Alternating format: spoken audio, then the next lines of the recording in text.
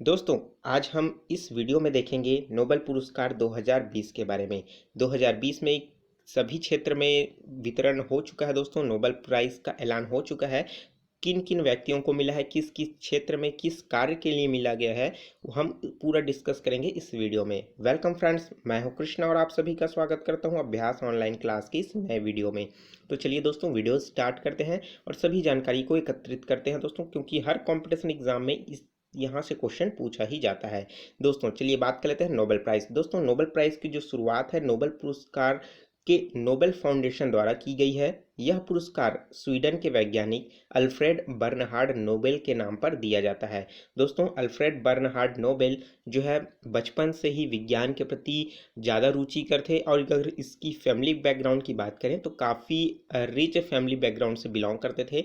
इनको दोस्तों विज्ञान से संबंधित जितने भी प्रयोग के लिए जो इंस्ट्रूमेंट है और जो व्यय है, इनके फैमिली द्वारा पूरी तरीके से आसानी से उपलब्ध हो जाता था। दोस्तों इन्होंने बहुत सारी खोजें की हैं और इसमें प्रसिद्ध है दोस्तों इनका डायनामाइट की खोज। तो दोस्तों डायनामाइट की खोज तो कर लिया था, लेकिन प्रयोग के दौरान दोस्तों बहुत सारी जानें इनके प्रयोग के दौरान चली गई थी। तो इसके चलते दोस्तों उन्हीं के याद में दोस्तों ये जो है नोबेल पुरस्कार दिया जाता है।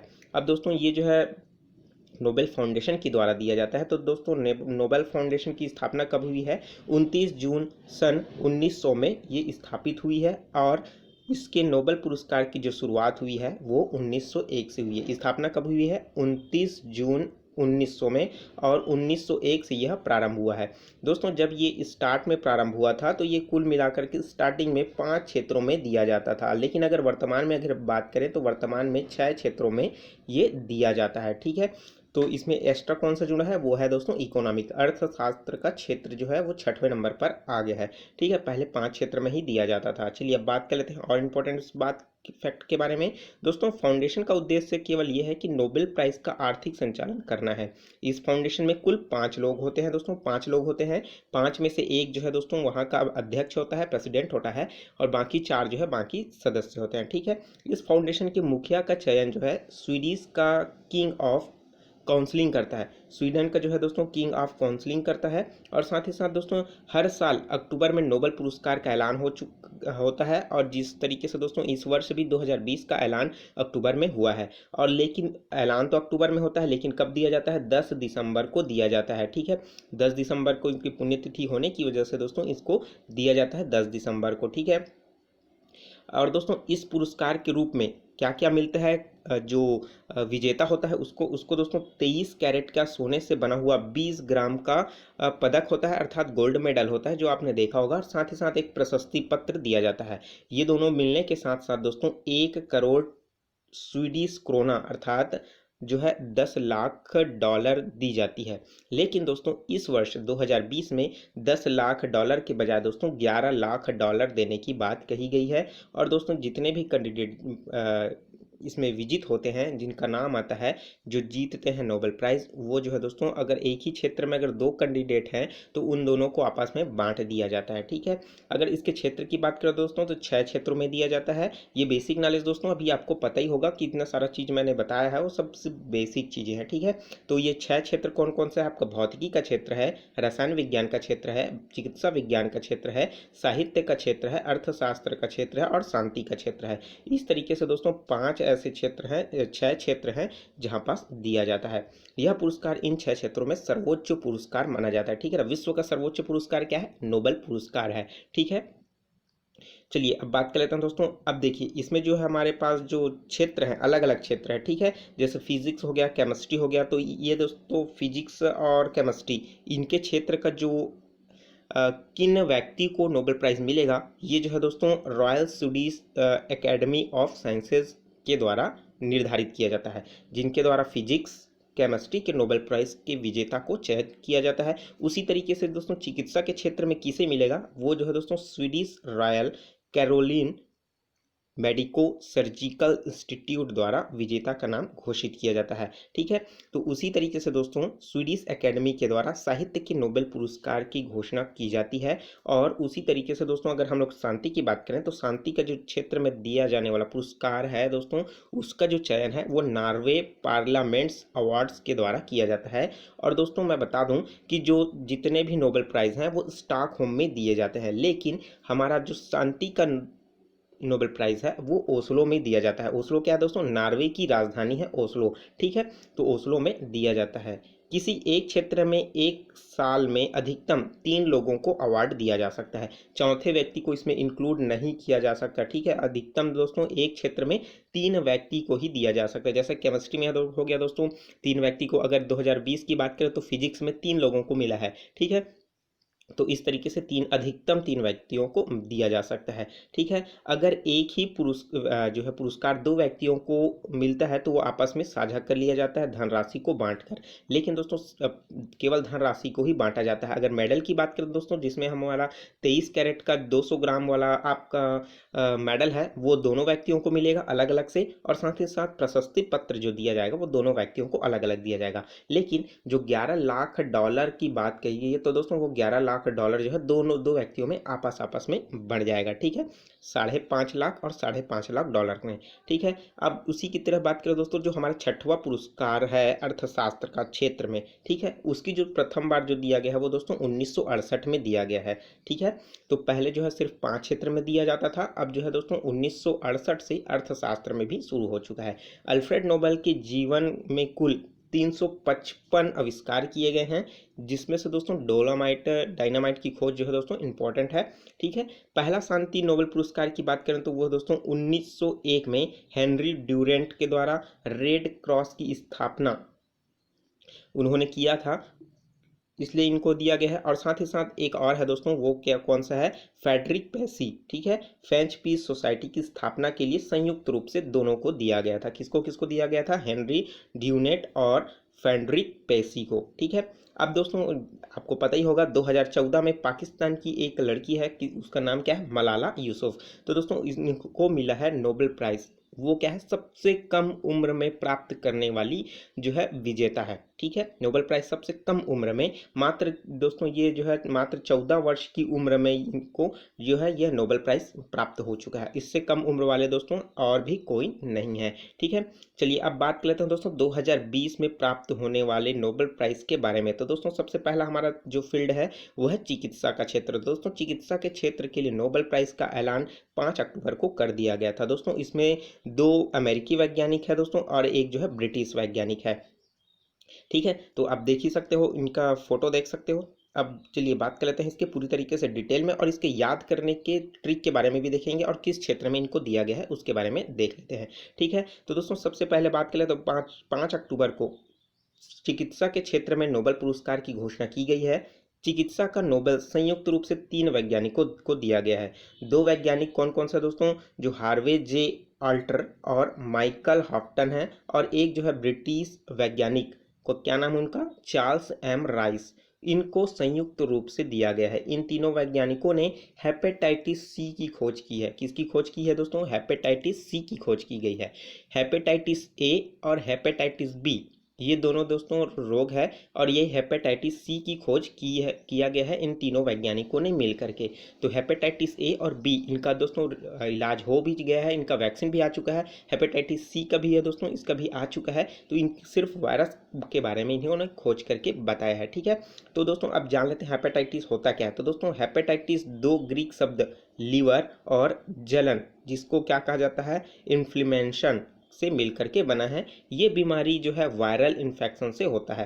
अब इसका कारण क्या हो सकता है दोस्तों, ये हेपेटाइटिस सी होने का जो है ज़्यादातर शराब पीने से, पर्यावरण में प्रदूषण का ज़्यादा स्तर भी इसका कारण हो सकता है। ठीक है, तो इसके 2 रीज़न अधिकतर है दोस्तों, जो वातावरण का जो इन्वायरमेंट ज़्यादा प्रदूषित हो चुका है तो इसका रीज़न हो सकता है, और ज़्यादा जो है अल्कोहल का सेवन करने से। दोस्तों 1940 में और उनके दशक में दोस्तों हेपेटाइटिस के 2 प्रमुख प्रकारों का पता चल गया था, जिसमें आपका हेपेटाइटिस ए जो है प्रदूषित पानी या दूषित खाने से होता है। उसी तरीके से दोस्तों आपका हेपेटाइटिस बी खून और शरीर के फ्लूइड में ट्रांसमिट होता है और जिससे बीमारी का यह प्रकार काफ़ी घातक हो जाता है, जो आगे चलकर लिवर सिरोसिस और लीवर कैंसर बना जाता है। दोस्तों अगर WHO की बात करें तो WHO ने इस बारे में कहा है कि दुनिया में 9 करोड़ जो है हेपेटाइटिस के केस और हर साल इस बीमारी की वजह से पूरी दुनिया में 4 लाख लोगों की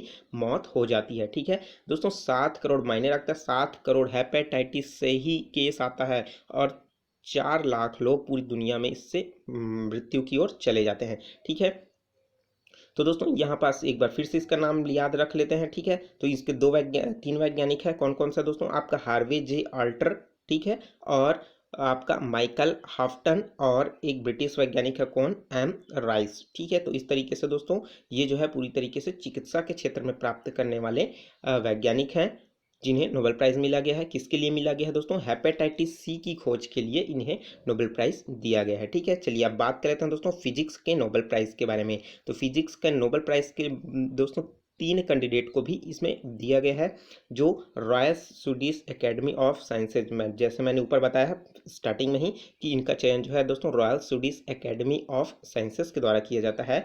तो 6 अक्टूबर को इसका ऐलान कर दिया है फिजिक्स के नोबेल प्राइज के लिए 2020 में। ठीक है, और इनकी खोज क्या थी दोस्तों? ब्लैक होल खोज से संबंधित है।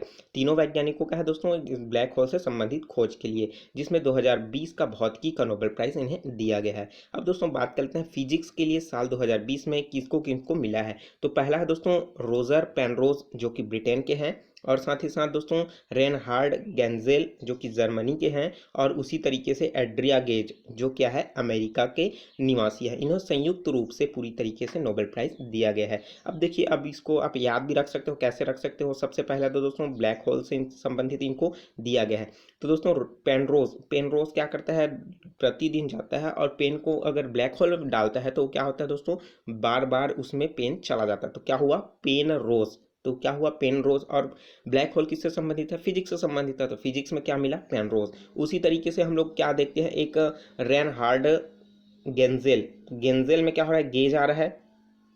और उसी तरीके से एक और नाम है एड्रिया गेज, तो एड्रिया गेज, यहाँ पास भी गेज आ रहा है, यहाँ पास भी गेज आ रहा है। तो गेज क्या होता है दोस्तों? किसी भी चीज़ को नापने का यंत्र होता है गेज, चाहे आपका वो ऑयल गेज हो सकता है या वर्नियर कैलिपर्स का गेज हो सकता है। ठीक है, कोई भी गेज हो सकता है। ठीक है, जिसमें ऊंचाई भी नापा जाता है और गहराई भी नापा जाता है। ठीक है, तो इसी तरीके से आपका गेज मतलब नापने का यंत्र। नापने का यंत्र किस में आता है? फिजिक्स में आता है। तो गेज आप ऑप्शन देख करके आप इसको आसानी से टिक लगा सकते हो। ठीक है, तो रोजर पेनरोज ब्रिट जो है, और आपका रेनहार्ड गेंजेल और एड्रिया गेज, ये तीनों के तीनों को फिजिक्स में मिला है। अब चलिए बात करते हैं किस क्षेत्र में मिला है दोस्तों, किस कार्य के लिए मिला है।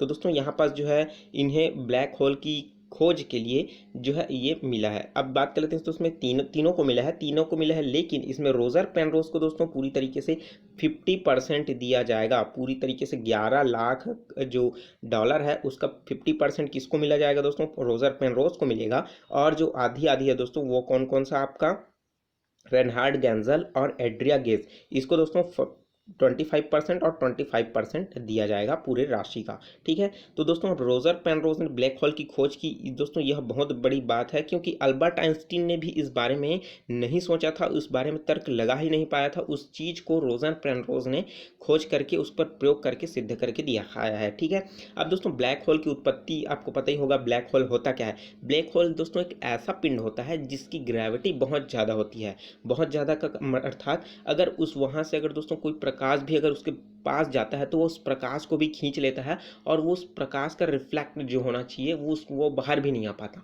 इतना ग्रेविटी होता है कि प्रकाश के कण को भी खींच लेता है। आप समझ ही सकते हो, तो अर्थात उसकी जो ग्रेविटी क्षमता कितनी ज़्यादा होगी। ठीक है, इसलिए क्या होता है? वो काला दिखाई देता है, तो इसलिए क्या कहा जाता है? उसको ब्लैक होल कहा जाता है। ठीक है, तो ब्लैक होल की उत्पत्ति सापेक्षता जो है दोस्तों सामान्य सिद्धांत संबंधी एक मजबूत प्रमाण है, जिसे पेनरोज ने गणितीय अवधारणा पर साबित किया कि ब्लैक होल की उत्पत्ति संभव है।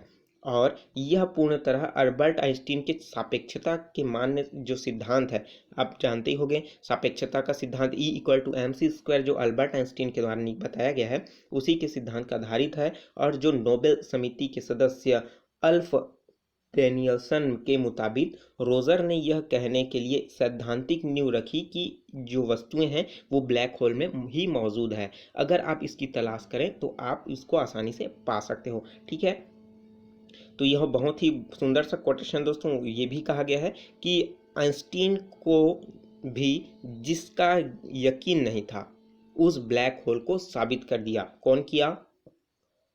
पेनरोज ने। ठीक है, अब दोस्तों ये तो था सिर्फ पेनरोज की बात। अगर हम लोग बात करें दो वैज्ञानिकों की बात जिन्होंने को 25% जो है यह मिलेगा, तो दोस्तों रेनहार्ड और एड्रिया। ठीक है, इन्होंने क्या किया दोस्तों, ये है हमारी आकाशगंगा के केंद्र में जो सुपर सेविक कॉस्मेटिक ऑब्जेक्ट हैं उनकी खोज के लिए दोस्तों इसे मिला है। ठीक है, अब ये दोस्तों ब्लैक होल से ही संबंधित है जिसमें कि तारांकित अवशेषों, श्वेत वामन तारे, न्यूट्रॉन तारे, ब्लैक होल जैसी चीज़ों की कॉम्पैक्ट ऑब्जेक्ट कहा जाता है। ठीक है, इन्हीं की खोज के लिए दोस्तों इन्हें यह पुरस्कार दिया गया है। एंड्रिया गेज फिजिक्स के नोबेल से सम्मानित होने वाली दोस्तों चौथी महिला है।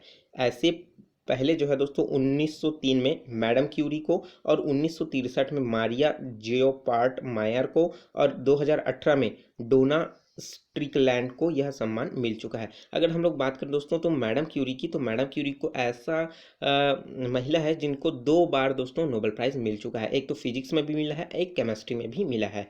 ठीक है, तो इस तरीके से हम लोग बात कर लेते हैं दोस्तों अब रसायन विज्ञान के 2020 में नोबेल प्राइज़ के बारे में। ठीक है, तो ये भी इंपॉर्टेंट है दोस्तों, यहाँ से क्वेश्चन बनता है। ठीक है, तो ऊपर में हम लोग फिजिक्स में देखें किसके लिए मिला है नोबेल प्राइज़ जो है दोस्तों, पेनरोज को मिला है। किसके लिए मिला है? आपका ब्लैक होल के लिए मिला है। ठीक है, और उसी तरीके से चिकित्सा में किसको मिला है दोस्तों? आपको मिला है ये किस क्षेत्र में मिला है? आपका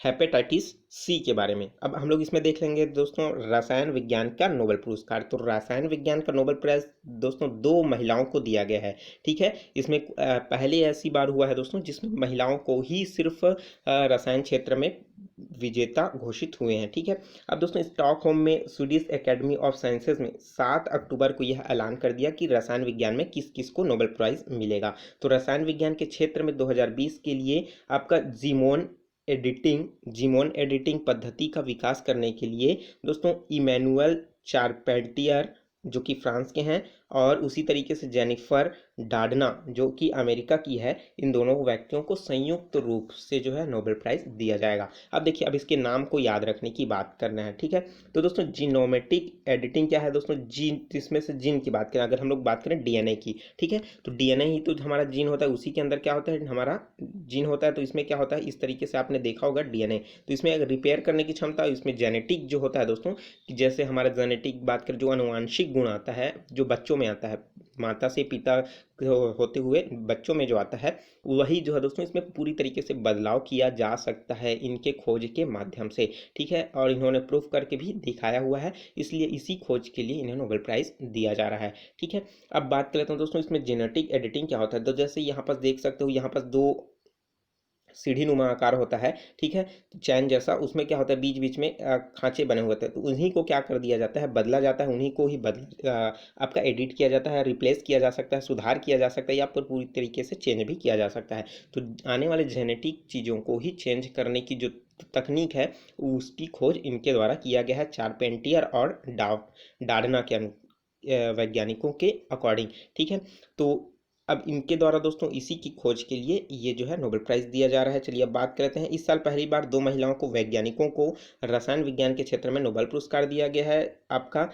ज्यूमेन एडेनिको, जिसे CRISPR Cas9 जेनेटिक सीजर कहा जाता है, ऐसी पद्धति है जिसमें के जरिए वैज्ञानिक जीव जंतु के डीएनए में बदलाव करते हैं। यह प्रौद्योगिकी का एक कैंची की तरह काम करती है जो डीएनए की खोज खास स्थान से काटती है। उसके बाद वैज्ञानिक उस स्थान से डीएनए के कटे गए हिस्से को बदलते हैं। इस तकनीकी ने जैव विज्ञान पर एक क्रांतिकारी प्रभाव डाला है। यह कैंसर के नए नए उपचार में योगदान दे रहे हैं और विरासत में मिली बीमारियों को भी दुरुस्त करने के सपने को भी साकार कर रहा है। अब दोस्तों विरासत में मिली बीमारी, यहाँ पास क्या हुआ, जैसे आपके आपके पिता जो है गंजे हैं, तो आपको शायद आपके जो अब गंजे पिताजी के जो पुत्र हैं शायद वो भी गंजे हों, ठीक है। जैसे जल्दी का बाल का पकना, जल्दी का क्या होगा, आँख का झुर्री पड़ना, तो ये सब क्या है, आनुवांशिक चीज़ें हैं। तो इनको क्या किया जा सकता है, आसानी से बदला जा सकता है, ठीक है।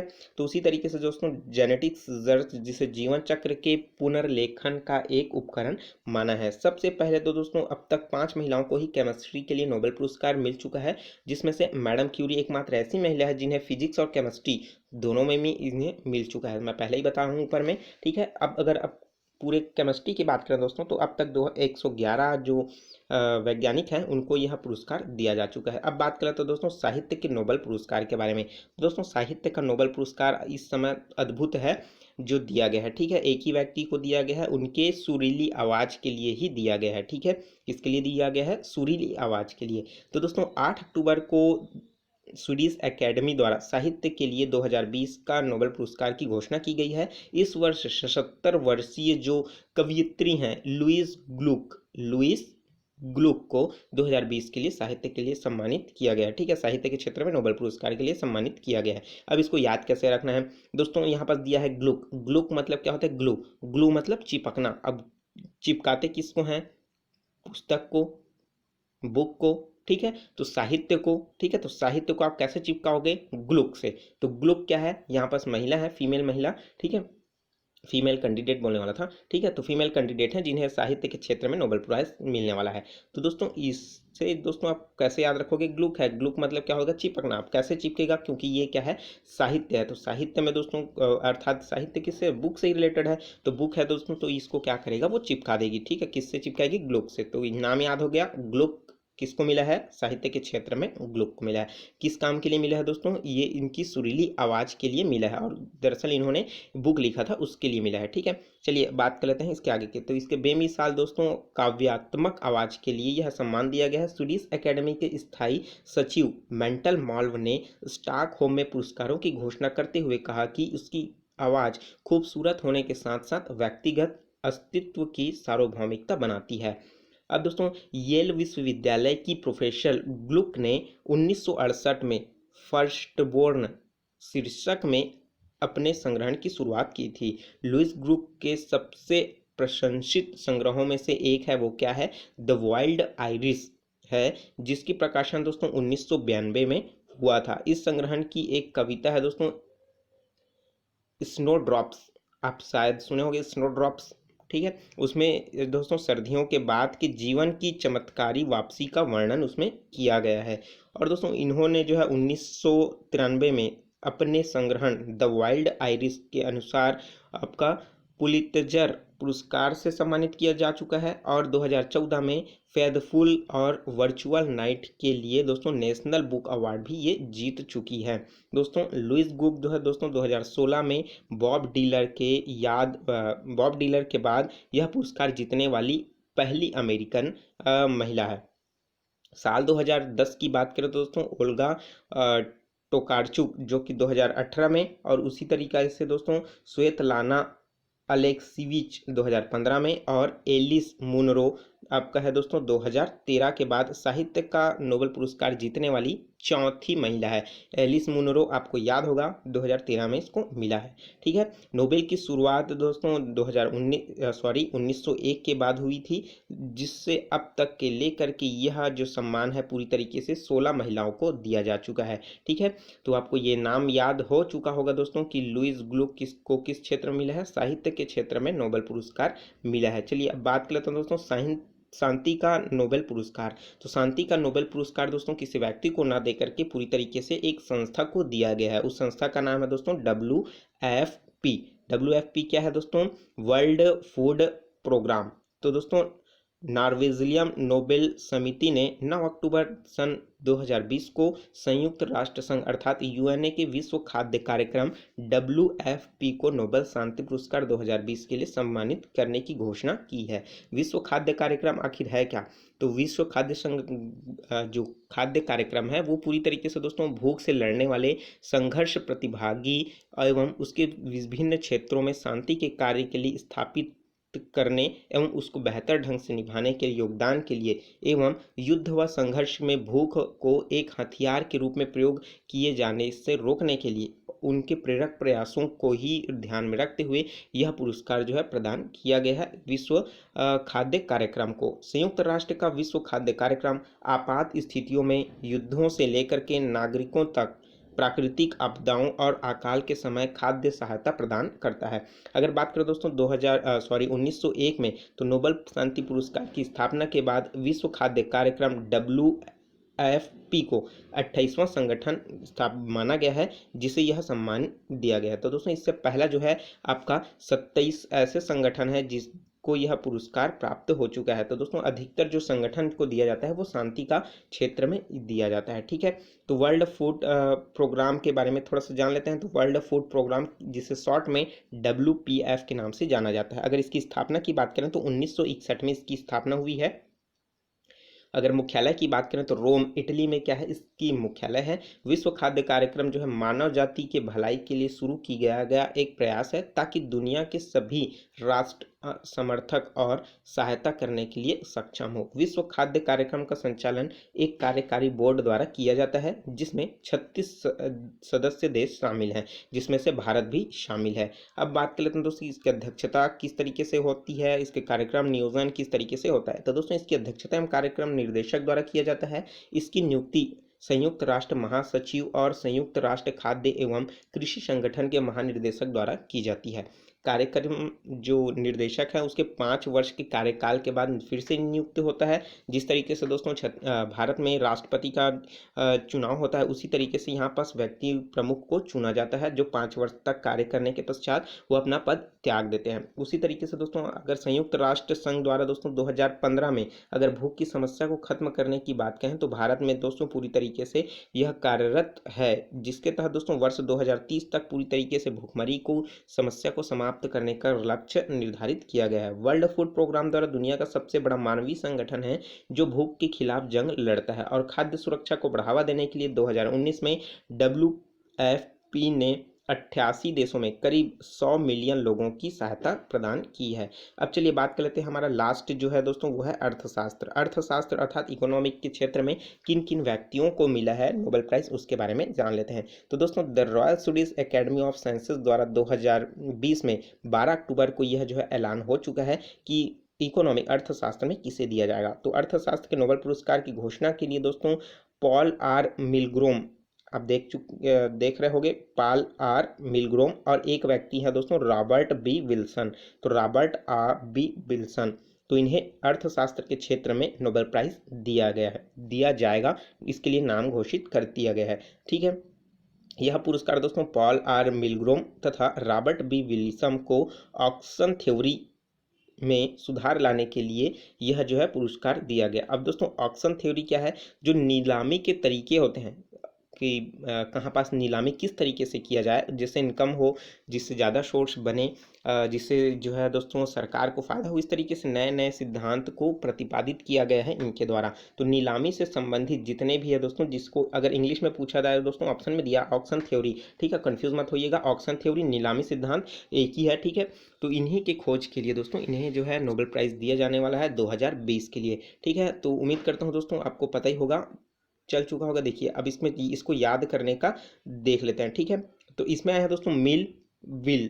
ठीक है, मिल है और एक विल है, तो मिल है और विल, तो मिल अब उद्योग को कहा जाता है मिल, उसी तरीके से मिलता जुलता शब्द है विल, तो मिल ग्रो और विल का विल्सन, तो ये दोनों मिलकर के दोस्तों इकोनॉमिक को बढ़ावा देगा, क्योंकि दोस्तों दोनों जो है मिल क्या है, उद्योग से संबंधित है, उद्योग से संबंधित है मतलब क्या हो जाएगा, वो पूरी तरीके से इकोनॉमिक पर डिपेंड करेगा। तो मिल ग्रोम और विल्सन, मिल विल इकोनॉमिक, तो मिल विल को क्या किसमें मिला है, इकोनॉमिक में 2020 का नोबेल प्राइज मिला गया है। ठीक है, तो इस तरीके से दोस्तों सभी के बारे में हम लोग ने एकत्रित करके जानकारी प्राप्त कर लिया है, और कुछ जानकारी है दोस्तों नोबेल प्राइज इकोनॉमिक्स से संबंधित, तो उसको मैं बता देता हूँ। अर्थशास्त्र का नोबेल पुरस्कार जो reserve bank prize in economic sciences in memory of Alfred Nobel के नाम से भी इसे जाना जाता है। अर्थशास्त्र का दूसरा नाम है दोस्तों ये। ठीक है, वर्ष 1969 में अर्थशास्त्र का पहला नोबेल पुरस्कार जो है रैगनन फ्रिश को दिया गया था, और इसके अलावा दोस्तों जॉन टिनबर्गेन को प्रदान किया गया था, दोनों को संयुक्त रूप से दिया गया था। और उसी तरीके से दोस्तों अगर अब तक की बात करें तो 51 बार दिया जा चुका है। ठीक है, ठीक है। अब अगर पहली महिला दोस्तों यहाँ पास नोबेल प्राइज प्राप्त करने वाली एलिना ओस्ट्राम, ठीक है, ओस्ट्राम जो है ये है। उसी तरीके से अगर दूसरा की बात करें दोस्तों तो वो है एस्थल डफलो है। ठीक है, एस्टल डफलो, जिसे 2019 में जो है इकोनॉमिक के क्षेत्र में दिया गया है। ठीक है, एस्टल डफलो अर्थशास्त्र का नोबेल प्राप्त करने वाली सबसे कम उम्र की व्यक्ति है। ठीक है, क्योंकि दोस्तों अब तक तो दो ही महिलाओं को मिला है, तो एक आपका जो है दोस्तों एलिना ओस्ट्राम है और दूसरा क्या है एस्टल डफलो है। ठीक है, अब बात कर लेते हैं दोस्तों भारत में प्राप्त करने वाले नोबेल प्राइज के विजेताओं के बारे में। तो यहाँ से क्वेश्चन बहुत बार पूछा जाता है दोस्तों। ठीक है, तो यहाँ पास क्या हो जाएगा आपका जो है पहला है आपका रविंद्रनाथ टैगोर, कब मिला है, साहित्य के क्षेत्र में मिला है 1913 को। सीवी रमन है, इनको मिला है विज्ञान के क्षेत्र में 1930 को। 1930 में दोस्तों उन्होंने क्या किया था, 1928 में कॉम्पटन प्रभाव को लेकर के संबंधित ये जो है खोज किया गया था। वह हरगोविंद सिंह खुराना, इनको विज्ञान के क्षेत्र में 1968 में जेनेटिक्स से संबंधित कार्य के लिए मिला गया है, विज्ञान के अर्थात केमिस्ट्री विज्ञान में। ठीक है, और सीवी रमन को दोस्तों भौतिक विज्ञान में। उसी तरीके से मदर टेरेसा की बात करें तो मदर टेरेसा को शांति के क्षेत्र में 1979 में दिया गया है। उसी तरीके से सुब्रमण्यम चंद्रशेखर की बात करें तो विज्ञान के क्षेत्र में दोस्तों 1983 में दिया गया है। उसी तरीके से अमर्त्य सेन है, अमर्त्य सेन को अर्थशास्त्र के क्षेत्र में 1998 में दिया गया। तो अर्थशास्त्र में प्राप्त करने वाले प्रथम भारतीय कौन है दोस्तों, अमर्त्य सेन है, और एक ही पुरस्कार अब तक आया है इंडिया में। उसी तरीके से साहित्य की बात करें तो दोस्तों वीएस नायपॉल है, जिन्हें 2001 में साहित्य के क्षेत्र में मिला गया है। उसी तरीके से बी वेंकट रमन रामकृष्ण, इसको मिला है दोस्तों विज्ञान के क्षेत्र में सन 2009 में। उसी तरीके से कैलाश सत्यार्थी शांति के क्षेत्र में 2014 में दिया गया है। ठीक है, अभिजीत बनर्जी अर्थशास्त्र के क्षेत्र में 2019 को भी दिया गया है, आपको ये पता होना चाहिए। ठीक है, तो लेकिन दोस्तों ये जो अभिजीत बनर्जी है वो उसी, और आपका जो है वेंकट रामकृष्णन, ये जो है दोस्तों ये भारतीय मूल के निवासी है। ठीक है, इनका जो है दोस्तों ये भारत में रहने वाले नहीं है, लेकिन भारतीय मूल के रहने वाले हैं। ठीक है, तो इस तरीके से पूरी जानकारी मैंने इस वीडियो में कवर कर दी दोस्तों। इसका पीडीएफ आप आसानी से डाउनलोड कर सकते हो मेरे टेलीग्राम ग्रुप अभ्यास ऑनलाइन क्लास, सर्च कीजिए टेलीग्राम में जा करके, वहाँ से आप इसका पीडीएफ आसानी से डाउनलोड कर सकते हो। वीडियो कैसा लगा दोस्तों कमेंट करके जरूर बताइए, और जो चीज़ समझ नहीं आया है उसको कमेंट करके जरूर पूछिए। वीडियो अच्छा लगा हो जरूर लाइक कर दीजिए, और साथ ही साथ दोस्तों इस वीडियो को ज़्यादा से ज़्यादा शेयर करें व्हाट्सएप ग्रुप में, फेसबुक ग्रुप में, इंस्टाग्राम में, स्टडी मेटल ग्रुप में, ताकि इस वीडियो का फायदा सभी लोगों को मिल सके। और मिलते हैं दोस्तों नए वीडियो में नए जानकारी के साथ। उससे पहले जो स्टूडेंट नए हैं वो चैनल को सब्सक्राइब नहीं किया, जरूर सब्सक्राइब करके नोटिफिकेशन बेल को भी जरूर ऑन कर लें, ताकि मेरे द्वारा अपलोड किया गया वीडियो आप लगातार वॉच करते रहोगे बिना किसी रुकावट के। तो चलिए मिलते हैं दोस्तों नए वीडियो में नए जानकारी के साथ। तो मुझे दीजिए इजाजत, take care, all the best, जय हिंद।